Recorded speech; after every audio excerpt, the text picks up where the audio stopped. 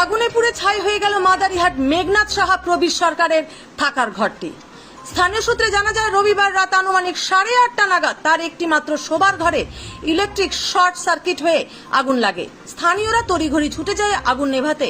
সে সময় গ্যাসের সিলিন্ডার ফাটে এবং আগুনের লেলিহান শিখা বাড়তে থাকে এবং আগুন নেভাতে হাসিমারা থেকে দমকল বাহিনী ছুটে আসে, আগুন নিয়ন্ত্রণে আনে। পুলিশ সূত্রে জানা যায়, শর্ট সার্কিট হয়ে আগুন লাগে। তবে সেই মুহূর্তে ঘরে কেউ না থাকায় প্রাণে বেঁচে যায় বাড়ির সকলে। তবে ঘরে থাকা সোনার গহনা, কিছু টাকা এবং আসবাবপত্র পুড়ে যায়। এমনকি একটি ছাগল আংশিকভাবে পুড়ে যায় বলে জানা যায়। ব্যুরো রিপোর্ট, উত্তরের আভাস।